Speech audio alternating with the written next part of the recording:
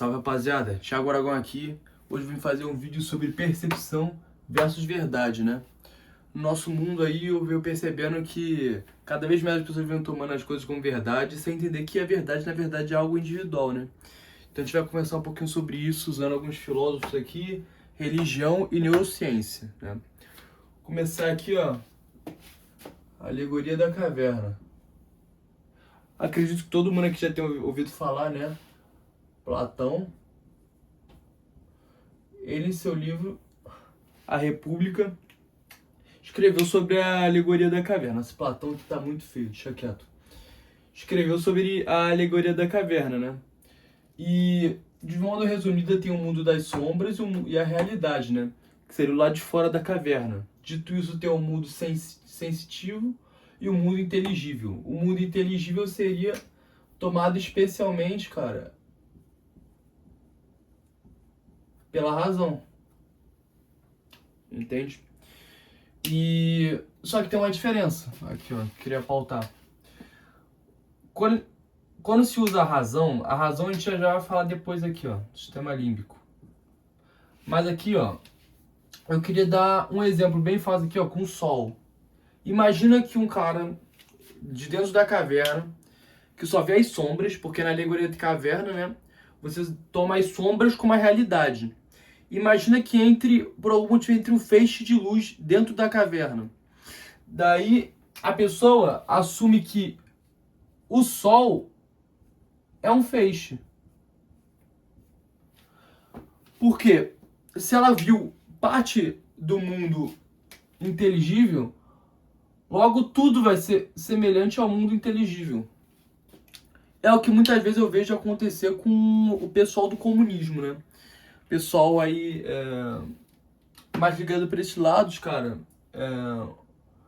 eu percebo muito que eles têm essa questão de ter avançado, saído da total sombra, mas acabar tomando a limitação como verdade absoluta, né? Então é esse exemplo aqui, ó, do cara que vê o feixe do sol e imagina que o sol é um feixe também, porque eu vi o raio solar daquela forma, né? E aí Sócrates vai falar sobre verdade também, maêutica, método socrático, que seja. Mas vamos usar o termo correto, que é a maêutica. Sócrates conversava com o pessoal de toda Atenas, né? E conversava de forma um pouco diferente do pessoal, diferente dos sofistas, né? Que eram bem famosos na época. Ele fazia perguntas, levava o indivíduo a questionar suas próprias verdades, né? E assim conseguindo parir novas ideias, certo? Então, era focado na pergunta, fazendo o indivíduo questionar as próprias verdades. E aí vem aquela famosa frase: só sei que nada sei. O próprio Sócrates admitia que não era dono da verdade absoluta. Essa, na verdade, o seu ponto principal. De que ele defendia a existência de uma verdade individual, de uma verdade total, perdão, mas ele defendia que, assim, que é um caminho até lá, entendeu? Tanto que ele mesmo morreu sem achar que chegou na verdade, né?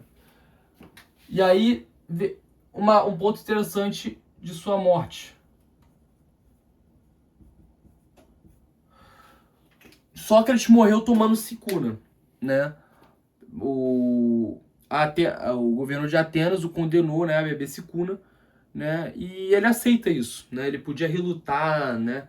Podia, de repente, até sobreviver. Não sei detalhes quanto a isso, mas, de certa forma, ele tomava a sua verdade como parte de sua identidade. Grave esse ponto que é muito importante. A ponto de que ele prefere morrer do que entregar a sua verdade, entendeu?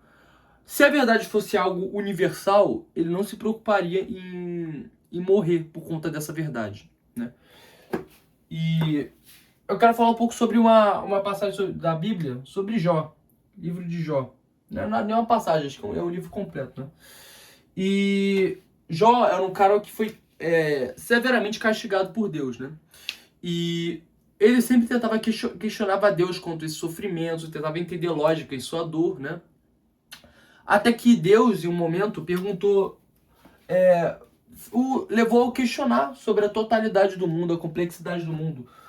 Como essa frase aqui que eu deixei de escrever, onde você estava quando fundei a Terra? Mas tem outros, como é que é? Quem controla o Leviatã?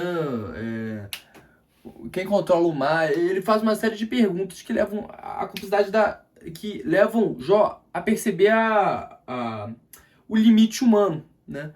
O limite do quanto o humano consegue compreender a complexidade do mundo, entende?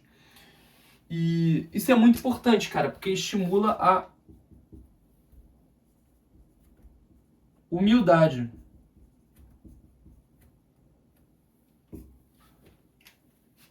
Tá vendo como esses pontos se entrelaçam aqui, ó? Tudo leva no final à humildade.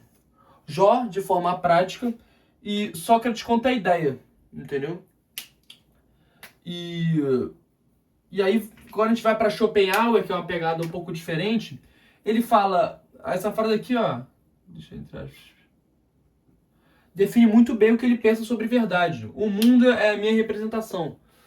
Cara, e que o mundo advém de experiências pessoais. Cara, você não tem as mesmas vivências que as minhas, assim como eu tenho as mesmas das suas. Então, a nossa interpretação quanto à realidade, inegavelmente, vai ser diferente. Isso pressupõe que verdades não são absolutas. Já que, se cada um tem suas experiências, suas interpretações quanto ao mundo, não tem uma verdade que sirva para duas pessoas, né? Não de forma universal, né? Porque pessoas podem ser convergentes em determinadas experiências e terem pensamentos semelhantes, é verdade, mas em sua totalidade essa regra não se aplica, certo? E para provar esse ponto de que a verdade, né, e o mundo é individual, eu vou usar um pouco aqui de neurociência. Já ouviram falar do sistema límbico? A parte do cérebro que toma a maior parte das nossas percepções, decisões e reações, né? E como é que ele funciona? Ele funciona, que combustível faz funcionar? Né? Assim por se dizer. Memória emocional, medo e recompensa. O que isso tem em comum? São fatores individuais. Ou seja, essa neurociência sobre isso quanto ao sistema límbico, que é comprovado que influencia a nossa percepção, decisões e reações, comprova a tese de Schopenhauer de que o mundo é a minha representação, né? E com isso a gente conclui que, cara, a verdade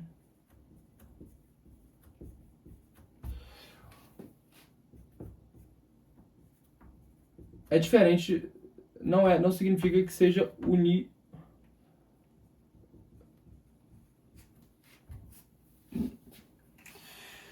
Eu sei que parece um pouco óbvio o tema, mas quando a gente para aprofundar no pensamento, a gente percebe que, assim, esse julgamento que a gente muitas vezes faz, né, do outro Eu já escutei, eu não consigo entender como a pessoa pensa daquela forma. É claro que você não consegue entender. Experiência diferente, sistema límbico diferente. Só sei que nada sei. Você não vai entender, filho. Tem que ter, humildade. Para entender que você não consegue compreender a complexidade do universo, entendeu? A sua verdade é diferente da do outro. Cada um está em seu caminho, cada um está em sua maiêutica, em busca de sua verdade. Entende? Então é isso. Espero que tenham gostado do vídeo. Estava um pouco entediado de fazer um vídeo, uma rápida, um agrupamento de ideias aí, né? Fazer um videozinho. Espero que tenham gostado. E é isso. Obrigado a todos aí por terem assistido.